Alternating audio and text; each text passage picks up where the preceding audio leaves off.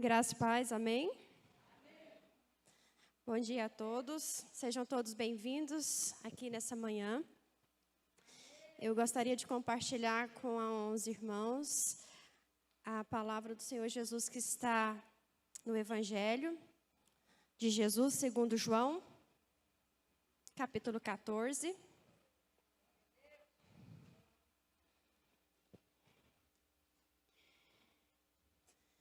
Essa semana, enquanto eu orava, alguns versículos me vinham à mente, né? E dois desses versículos eu não lembrava que estava em João. Eu lembrava que estava em João, mas eu não lembrava qual capítulo, né? Um deles é João 1, não se turbe o vosso coração. E o outro era, eu sou o caminho, a verdade e a vida, e ninguém vem ao Pai senão por mim. E ficavam latejando na minha mente esses versículos. E aí, quando o Josmar pediu que eu pregasse, eu fiquei buscando, né, alguma palavra para compartilhar com a igreja. E o versículo que me vinha à mente é esse, que eu vou compartilhar com vocês. E aí, ao decorrer do texto, do capítulo todo, eu vi que os dois versículos estavam no mesmo capítulo, né? E eu falei, eu acho, então, é essa mesma palavra que eu quero compartilhar com vocês. Então, vamos ler aqui comigo. Quem não trouxe a Bíblia, acompanhe a leitura através do monitor. Vamos lá? Não se turbe o vosso coração. Crede em Deus, crede também em mim. Na casa de meu pai há muitas moradas. Se assim não fora, eu vos teria dito, pois eu vou preparar-vos lugar. 3. E quando eu for e vos preparar lugar, voltarei e vos receberei para mim mesmo, para que onde eu estou, estejais vós também. Eu vou trabalhar esses 3 versículos nessa manhã, mas eu gostaria de ler até os 6. Porque se eu não falar nada de importante aqui, a Bíblia já falou por si mesma, amém? E vós sabeis o caminho para onde eu vou. Disse-lhe Tomé, Senhor, não sabemos para onde vais. Como saber o caminho? 6. Respondeu-lhe Jesus, eu sou o caminho e a verdade e a vida. Ninguém vem ao Pai, senão por mim. Amém? Até aqui, então. Eu acho muito interessante os discípulos, porque nós nos identificamos muito, né? Jesus está aqui num contexto muito difícil, né? Quem sabe que dia era esse daqui? Que dia da semana? Que momento era esse? Alguém sabe me dizer? Que Jesus estava tendo essa conversa? Que falta faz a escola dominical, hein? Ninguém?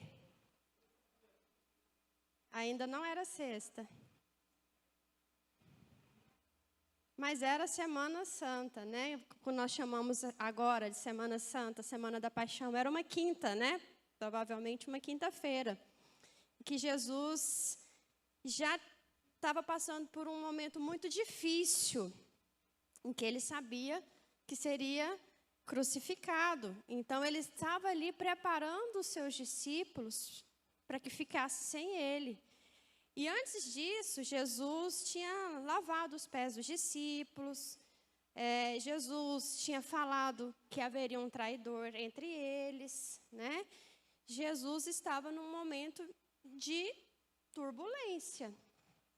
Um momento muito mais difícil do que aquilo que nós estamos vivendo há mais de um ano, porque ele seria morto, ele tinha essa certeza. Mas uma certeza que ele tinha também é que ele ressuscitaria. E ele tinha muita certeza e convicção de que esse era o propósito da vida dele, dar a sua vida em favor da humanidade, daqueles que crescem nele. E aqui, por que eu falo dos discípulos? Porque todo esse contexto, eles ainda não tinham entendido nada. Porque quando Tomé chega e pergunta, né? Mas nós não sabemos o caminho. Parece uma pergunta tão infantil, né? Jesus, naquele momento, assim, talvez até de emoção, de sofrimento, contando aquilo ali, ensinando. ele ainda não sabia que lugar era esse que Jesus estava falando. Então, eu vejo que esses discípulos somos nós, né? Com essa infantilidade, que nós ainda não entendemos muitas vezes os porquês, o propósito, né? Por que as coisas acontecem na nossa vida, individualmente, como igreja, né? Como cristãos. E aí eu vejo a Bíblia como um grande manual. E nós, eu não sei vocês, mas a grande maioria das pessoas não lê manual. Você lê manual quando você compra alguma coisa? Às vezes a gente dá uma lida rápida ali. Tem uma história, não sei se procede, mas de vez em quando a gente vê alguma coisa assim. Tipo, 20 anos atrás, alguns de vocês nem eram nascidos, ou mais, uma mulher nos Estados Unidos lavou o pet dela lá, não sei se um gato ou um cachorro, e pôs no micro-ondas para secar. E aí, vocês sabem o que aconteceu, né? O bichinho morreu. E aí ela processou a empresa. E ela ganhou. Porque naquele momento não falava no manual que não podia colocar o bichinho, o pet, lá no micro-ondas para secar. Né? E nos Estados Unidos é muito comum a gente ver essas bizarrices, né? As pessoas fazendo essas coisas e depois processar a empresa. E aí, os manuais existem, creio eu, para 2 propósitos. Primeiro, para te ensinar a usar tal equipamento, aquele objeto que você comprou. E segundo, para proteger o fabricante de alguém cometer alguma coisa absurda, né? Então, o fabricante já coloca lá um animalzinho, coloca lá uma barrinha para a pessoa entender que você não vai colocar um pet numa máquina de lavar, num micro-ondas, né? Alguma coisa nesse sentido. Se a gente for olhar aí no Google, né, que é o grande guru dos nossos tempos, você vai encontrar um monte de histórias parecidas com essa. Mas o que tem a ver isso que eu estou falando? Tem a ver que nós temos um manual muito bem escrito de condutas para as nossas vidas. Né? Isso aqui não é uma lei, isso aqui é um manual, são ensinamentos que Jesus nos deixou. E às vezes a gente faz igual essa senhora lá. Nós mesmos entramos no micro-ondas para a gente secar, porque a gente acha que aquele ali é o jeito mais correto de se fazer as coisas. E aí as consequências vêm, porque nós não lemos. Ou quando lemos, nós interpretamos à luz das nossas próprias vontades, dos nossos próprios desejos. E nós temos que ler e entender à luz do Espírito Santo de Deus. Tem sido usado muito, e essa semana foi até escrita uma carta por políticos, um versículo que diz assim: conhecereis a verdade e a verdade vos libertará. É mais ou menos assim: pastor, eu vou te contar sobre fulano e você vai saber sobre a verdade da vida desse fulano. Essa verdade que está escrita aqui na Bíblia, ela se transformou em algo sobre alguém, em um fato. E não é. Conhecereis a verdade e a verdade vos libertará. Quem é a verdade? Eu sou o caminho, a verdade e a vida. Não é um fato que vai nos libertar. Não é a história de vida de alguém que vai te libertar. O caminho, a verdade e a vida é Jesus Cristo. Conhecereis a Jesus Cristo e Jesus Cristo te libertará. Não sou eu que estou dizendo. Está escrito aqui, 14:6, João, o Evangelho de Jesus segundo João. Eu sou o caminho, é só através dele. Eu sou e a verdade, ele é a verdade. E a vida, ninguém vem ao Pai senão por mim. Quem? Jesus. Então, por favor, não usem a palavra de Deus fora de contexto. Não usem aquilo que foi escrito em momento de dor, de sacrifício, por nós que já nascemos na imundície e no pecado, em favor de qualquer outra bandeira que não seja o Evangelho de Jesus Cristo. Eu sou a verdade, o caminho e a vida. Esse é Jesus Cristo. Isso diz respeito a Jesus Cristo, a pessoa de Jesus Cristo. E no contexto em que vivemos, eu pergunto para você, como pessoa, você conhece esse Jesus? Você conhece essa verdade? Responde para você. E como igreja, nós conhecemos a verdade? É conhecer a Jesus. É sobre o Evangelho que agrega, que acolhe, que liberta as pessoas. Esse é Jesus. E nesse momento de dor que ele estava vivendo, de entrega, ele dizia aos seus discípulos: não se turbe o vosso coração. O que é turbar? Simone, que professora. O que é tornar-se turbo?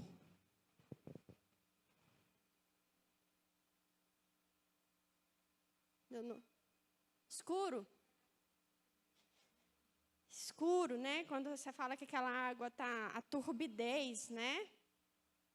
É uma cor escura. Quando chove, a gente vê a água se agitar e ficar escura porque vai terra ali, né? Tornar turbo.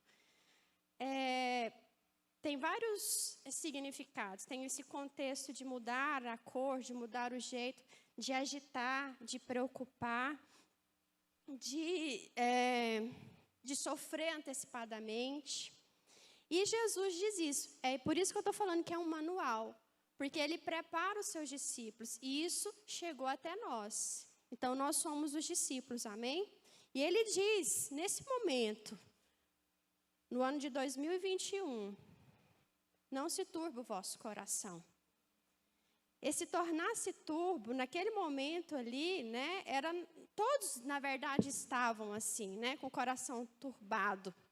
Assim como nós vivemos esse momento aqui, né? E ter esse coração preocupado, ter esse coração angustiado, esse sofrimento antecipado que nós vivemos, isso não escolhe classe social, não escolhe nenhuma condição, isso é do ser humano. Qualquer pessoa passa por isso. No maior ou menor grau, nós passamos por isso, né? Todas as pessoas, todas as classes sociais, todas as idades, né? Todas as religiões passam por isso, né? Ter um coração preocupado. E nesse momento aqui, Jesus estava se despedindo dos seus discípulos, né? Aqui era a quinta-feira do Getsêmani, a quinta-feira do suor, de sangue, da traição, da negação de Pedro, a quinta-feira da prisão, né, de Jesus. Então, todos os discípulos tinham motivos para estarem com o coração muito preocupado, para estarem angustiados, mas estarem principalmente com o quê? Com medo. Porque até aquele momento, enquanto Jesus estava com eles, eles ainda não tinham entendido qual era a missão deles. Eles ainda não estavam fazendo aquilo que Jesus tinha chamado eles para fazer. Eles estavam ali aprendendo. Mas muito igual quando a gente está numa escola, numa faculdade, né? E aí quando você se forma, aí você fala assim, o que mesmo que eu fiz durante 4, 5 anos na faculdade? E agora? É mais ou menos isso que estava acontecendo. Eles estavam tristes, né, pela situação, eles estavam envergonhados. Talvez um dos sentimentos piores que a tristeza é a vergonha. Quem já levou um tombo aqui na rua?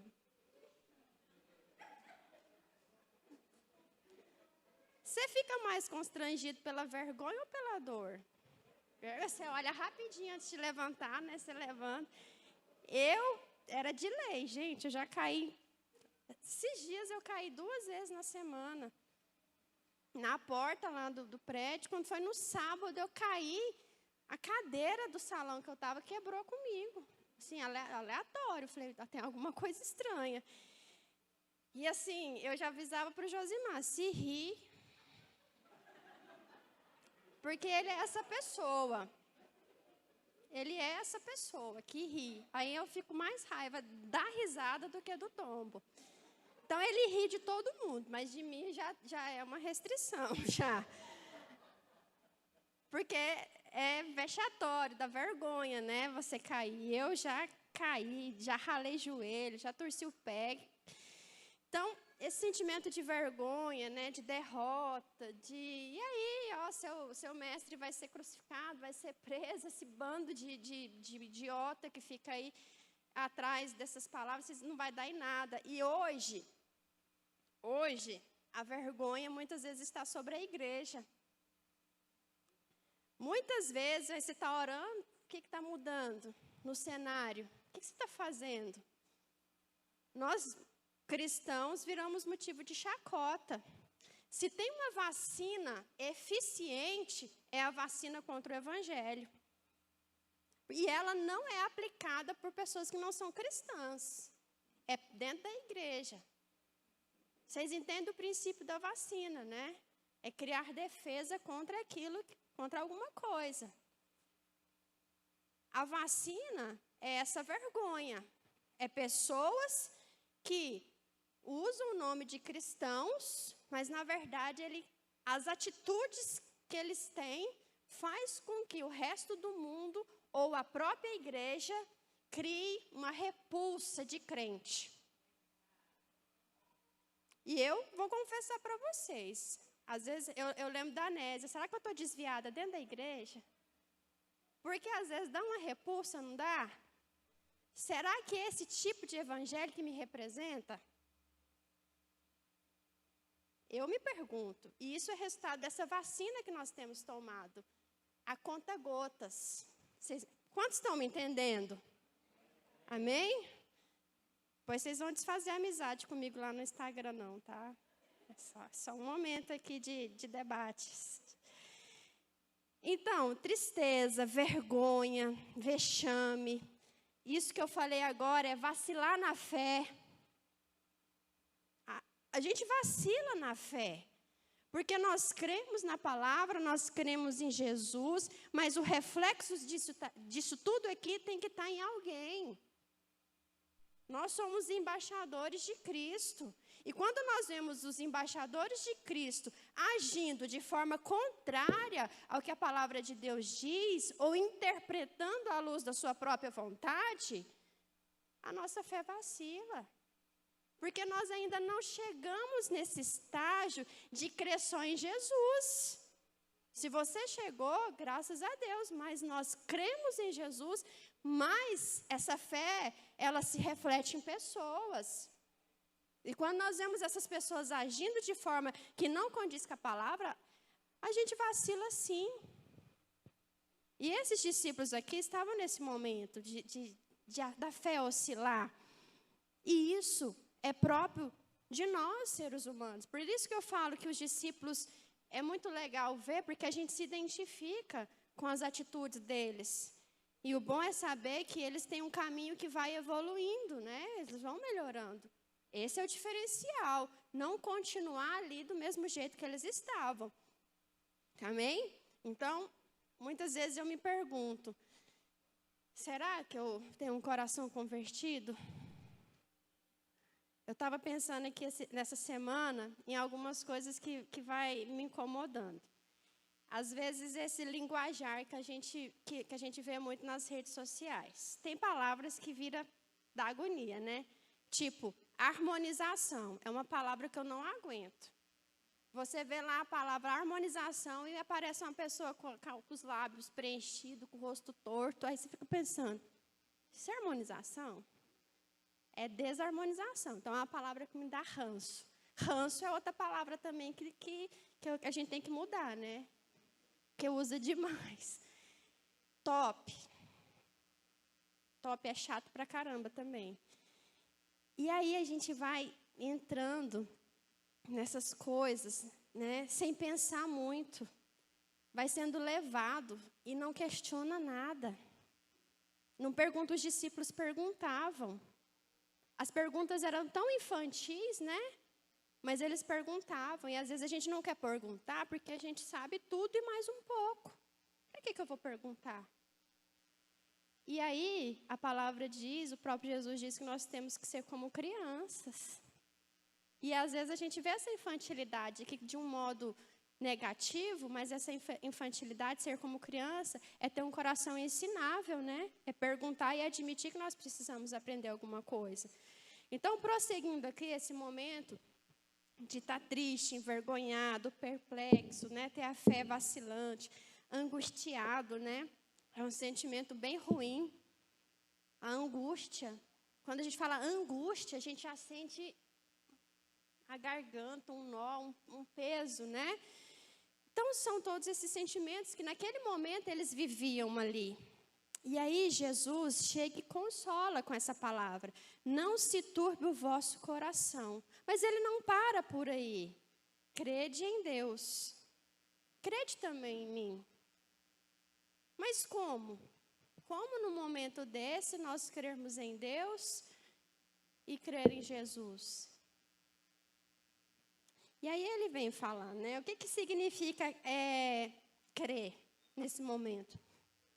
Nesse texto aqui, eu quero falar o primeiro ponto. Não se turbar o vosso coração e crede em mim, primeiro colocando a confiança em Cristo, apesar das circunstâncias. Primeiro, coloque a sua confiança em Cristo, apesar das circunstâncias. O verso 1 significa isso.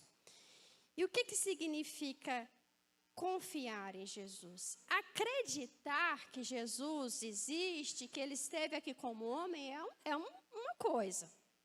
Acreditar, a gente acredita. Agora, confiar é se jogar às cegas, é não questionar. Que ele vai, a gente pode questionar as circunstâncias, mas o agir de Deus, ele é certo. Talvez não da forma que nós gostaríamos, não dando as respostas que nós buscamos. Aqui é um verbo que está no indicativo e no imperativo, né? Já que vocês confiam em Deus, continue confiando em mim. Porque ele está dizendo aqui, ó, eu vou para o Pai, eu vou morrer, mas eu vou preparar um lugar para todos vocês que creem. Eu estou indo à frente.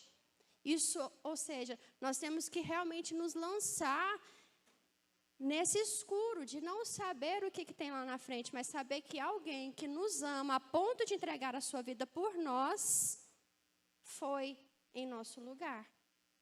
Mas além de ir, ele preparou para nós um lugar. É mais ou menos assim, ó. Você vai mudar para um lugar que você não conhece e alguém vai à sua frente e prepara esse lugar. Uma grande casa e já prepara um quarto para você. É isso que Jesus fez. Ele foi em nosso lugar e preparou tudo. E esse crer, esse confiar, ele não é uma fé intelectual. Nós, às vezes, vemos muitos estudos teológicos, muitos ensinamentos. Eu acho maravilhoso. Eu gosto de ler. Mas só na mente, só no intelecto, não muda nada.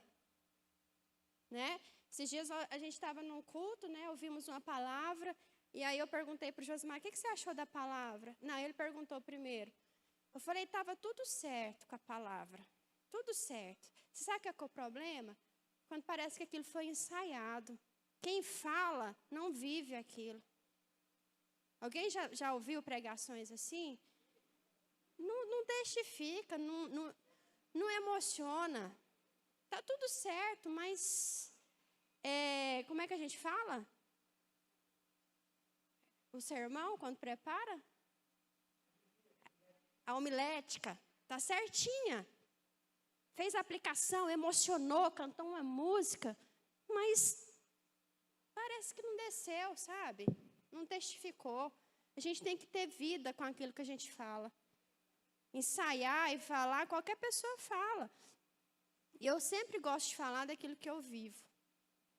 Né? Eu gosto de falar daquilo que eu vivo. E se tem uma coisa que eu vivo, é as minhas angústias ali com Deus. Será que eu estou no caminho certo? Será que a minha fé está certa? E ninguém vai te dar essa resposta senão o próprio Jesus Cristo, não. Amém? Então não é uma fé intelectual. Não é emocional também, não. Porque se a gente quiser emocionar aqui, né, coloca um videozinho, uma música ali, e aí começa, daqui a pouco está todo mundo chorando. Se for para chorar, ninguém ganha de mim. Eu sempre falo que eu choro até com filme de sessão da tarde. Então, se for para emocionar, a gente emociona, faz apelo, mas ainda é uma coisa que está no intelecto, está na emoção.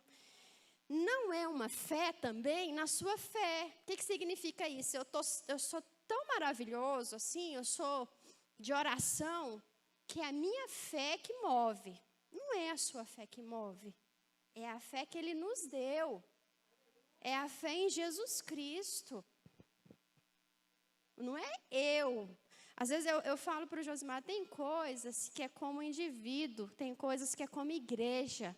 E nós precisamos ter a sabedoria de discernir isso. Quando é como igreja, é todos numa só fé. Não é porque fulano é a pessoa usada ali, tal, que as coisas vão acontecer. Há momentos que é como igreja, vocês estão entendendo? Vocês entendem quando eu falo isso? Não é fé na sua fé. Não é porque eu tenho fé, não é porque eu faço. É por Jesus. E não é uma fé também por falta de opção. Sabe aquela frase que a gente escuta muito aqui? Que a gente escuta muito assim, agora é com Deus. Ué, mas em que momento que não era com Deus? Era melhor quando não era com Deus? Estranho, né? Agora é só Deus, irmão. Agora é só por Deus. Em que momento? Era melhor quando não era por Deus? E acontecia algo melhor? Então, às vezes a fé é só por falta de opção. Eu vou me apegar aqui porque não tem mais nada. E não é.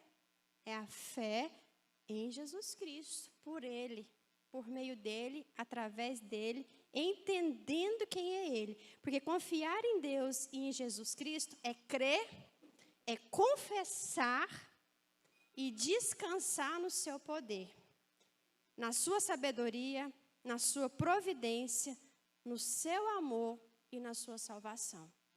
Amém? Então, isso é confiar em Cristo. Depois, ainda dentro do primeiro ponto, né, que é colocar a confiança em Cristo apesar das circunstâncias, a fé continua sendo o remédio para esse coração preocupado. Não acredite quando alguém falar assim para você, tudo vai passar e tudo vai ficar bom. Vai.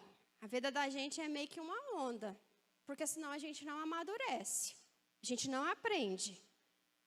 Nós vamos constantemente passar por, como o goiano gosta de dizer, por perrengue. Sempre. Porque é só assim que nós aprendemos. Mas o que Jesus quer dizer, continue confiando. Né? Jesus, lá em Marcos 4, 31 e 35, ele fala, por que sois assim tímido? Por que não tendes fé? Eu já ouvi as pessoas falando que timidez é pecado. Não é isso. Não é ser tímido, introvertido. Não é ser uma pessoa mais reservada. Isso não é pecado. Se alguém te falou isso, é mentira. Essa timidez aqui é falta de ousadia em acreditar e fazer aquilo que Deus mandou. Não é em fazer coisas que é além daquilo que é a sua personalidade. Me aborrece as pessoas interpretarem a palavra de Deus e ver os tímidos não herdarão o reino. Não é essa timidez não, meus amados. Não é essa timidez, é a falta de fé. É a falta de ousadia no sentido de acreditar e se apropriar daquilo que Deus tem para as nossas vidas. Amém ou não? Então, Jesus, ele fala isso, né? O ponto 2 é, sabendo que nesse mundo somos peregrinos, mas o céu é nosso lar.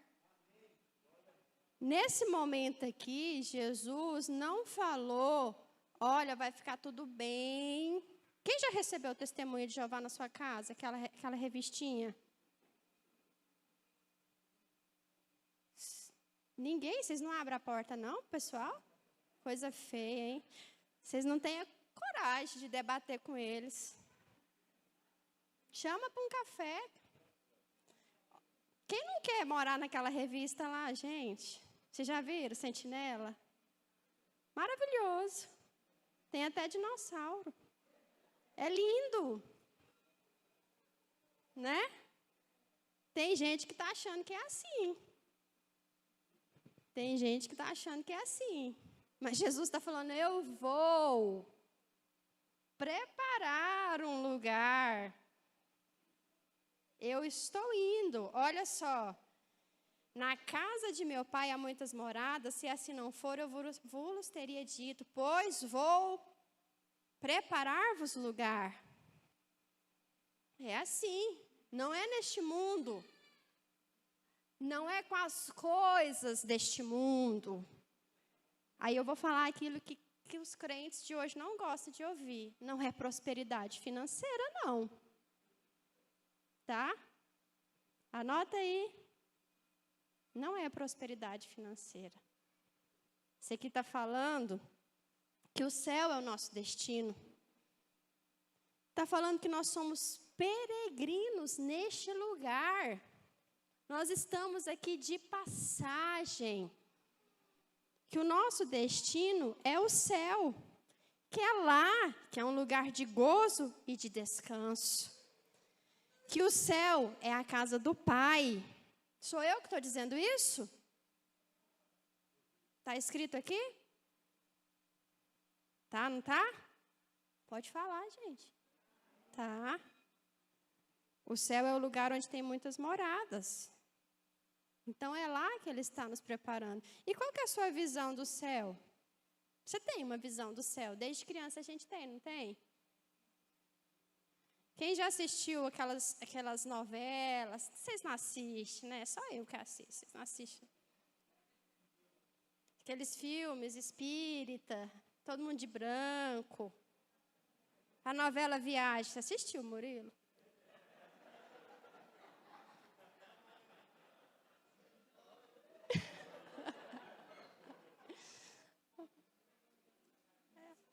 A gente tem uma ideia de céu que nos foi inculcada, né? Ao longo da nossa história, das histórias que contaram pra gente, um lugar verde, com montanhas. Que mais? Ninguém trabalhando. Oh, doce ilusão, né?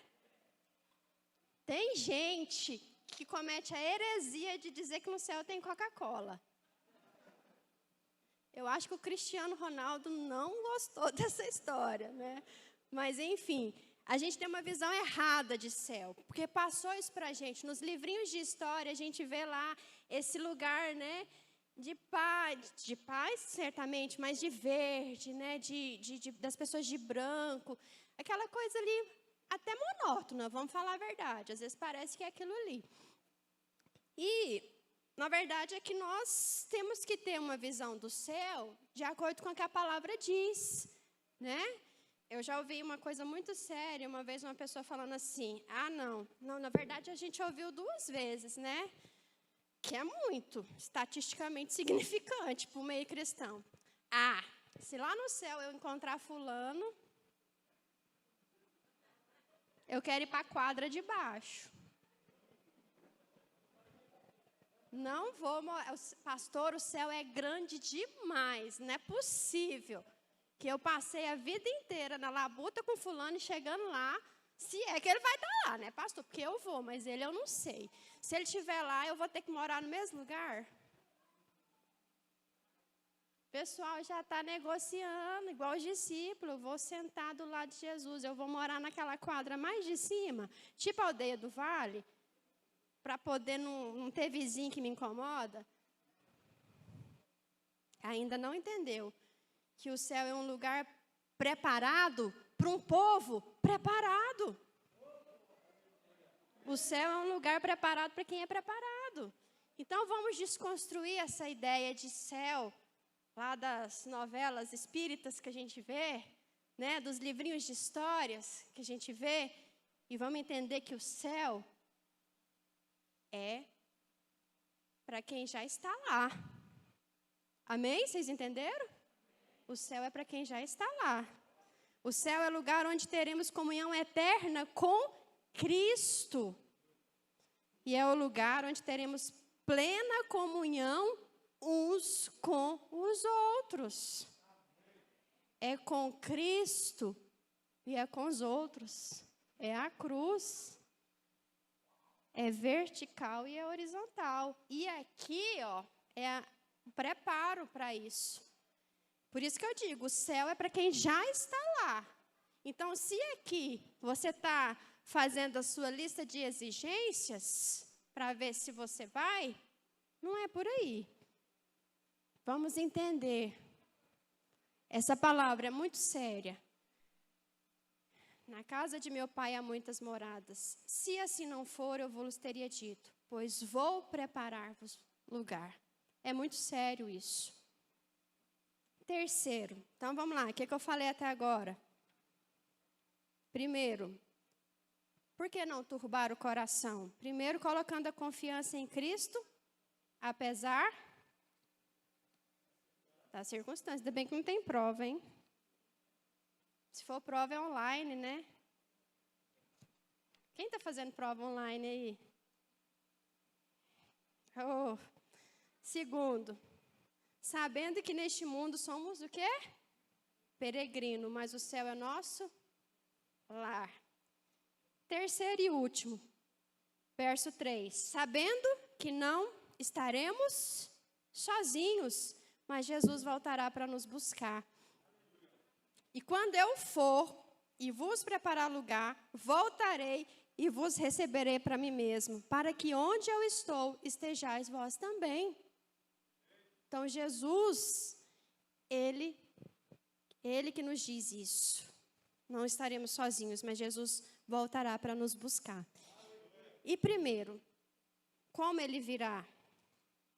É uma certeza. Quantos creem que Ele virá? Amém? Ele não vai esperar você casar, não vai esperar você formar, não vai esperar ter filho ou outro filho, ou atingir sua meta de vida.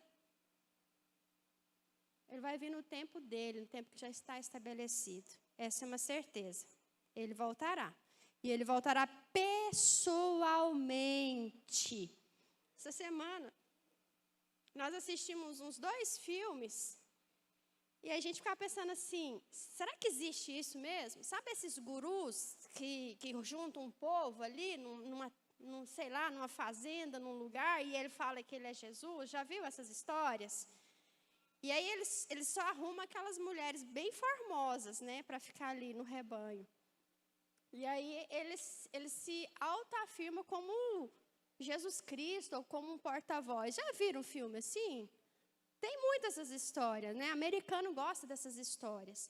E existe, né? De fato, existe pessoas que acham que vai reunir, vai falar em nome de Jesus, né? Mas Jesus, ele voltará pessoalmente. Ele não vai mandar um representante, um embaixador, alguma coisa. É o próprio Jesus. Amém?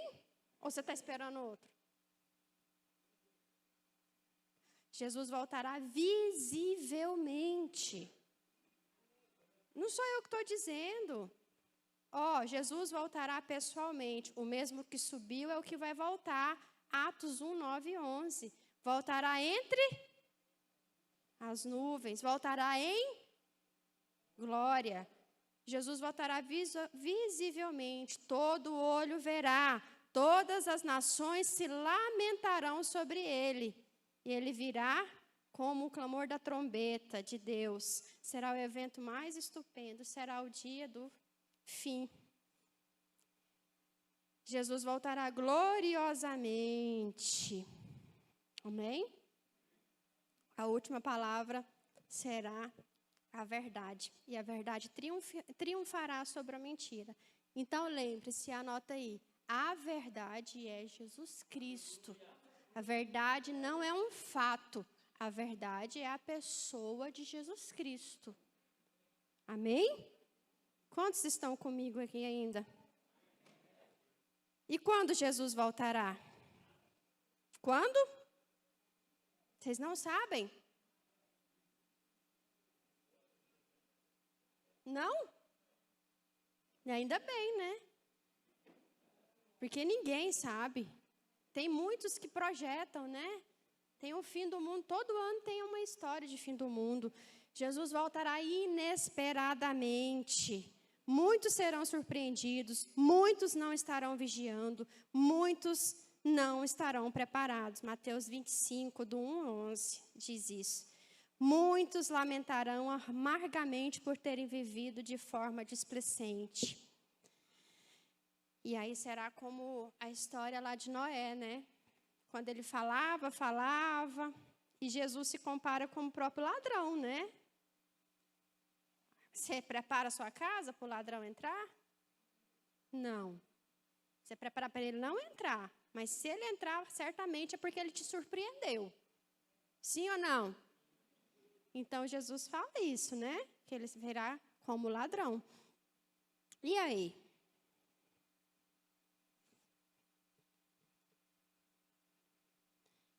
Que Jesus voltará é uma certeza. Mas para quê e para quem?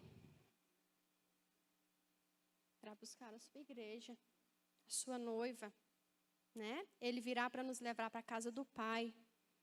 Amém? Para esse compromisso, né? E a primeira fase das bodas, né, do casamento, é o compromisso. Depois, a preparação.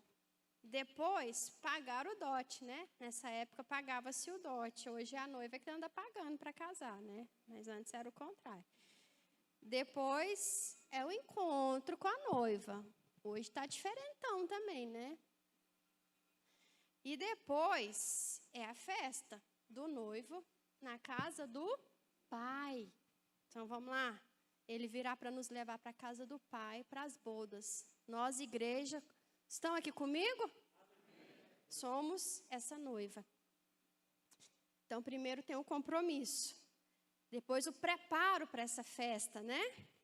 Jesus conta muito dessas festas aqui. Mas é porque Jesus ele faz essa analogia com aquilo que era vivenciado naquele momento. Porque nós somos essa noiva. Amém? Depois tem o pagamento do dote. Ele já pagou o dote? Já pagou. Não é?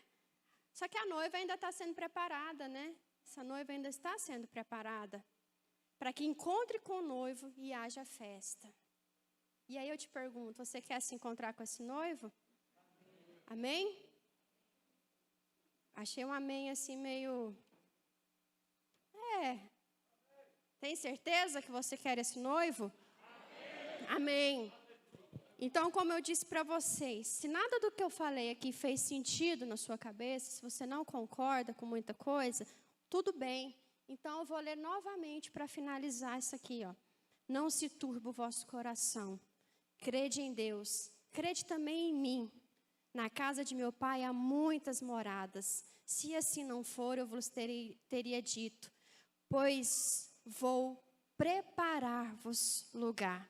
E quando eu for e vos preparar lugar, voltarei e vos receberei para mim mesmo, para que onde eu estou, estejais vós também.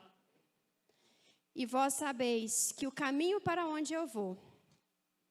E disse Tomé, Senhor, não sabemos para onde vais. Como saber o caminho? Respondeu-lhe Jesus, eu sou o caminho, e a verdade, e a vida. Ninguém vem ao Pai, senão por mim. Não há outro caminho, não há outra receita, a não ser Jesus Cristo. E para isso nós precisamos conhecer esse Jesus Cristo que nós dizemos representar. Outro dia nós passamos por uma igreja que chama Embaixada. Aí eu falei assim, nossa, mas embaixada dá uma sensação assim de poder, né? Nossa, aqui é embaixada. Mas é verdade, nós somos embaixadores de Cristo. E nós temos que nos apropriar desse papel, nós temos que viver realmente sobre o que Cristo tem nos ensinado. Eu quero te dizer que a palavra, ela não tem complicação. Leia a Bíblia, aprenda de Deus. Busque o conhecimento naquilo que Jesus já deixou. Amém? Hoje nós vínhamos conversando ali, né, que em 2014 o Arthur fez um álbum para a Copa do Mundo de Futebol de 2014. E aí ele falou assim que a gente combinou que o primeiro país que ele terminasse de preencher, a gente seria algo profético, nós iríamos visitar. Aí ele falou assim, mãe, está entre o Irã e a França.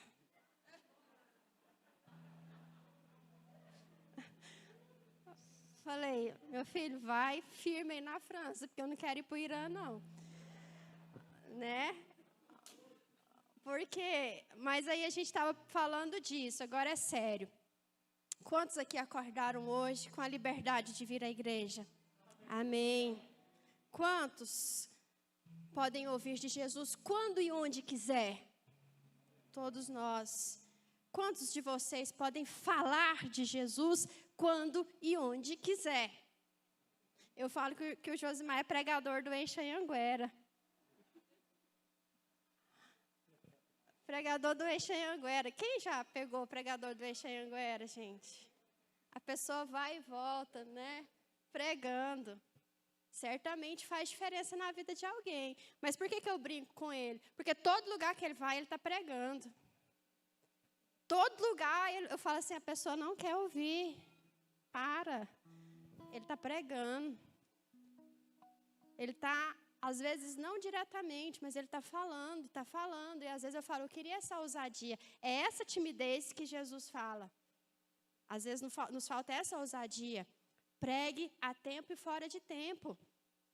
Né? Por que eu falo Eixo Anhanguera? Porque é o ônibus que tem o maior trajeto em Goiânia. Talvez você não seja do Eixo, mas você pode ser do BRT daqui a um tempo. Né?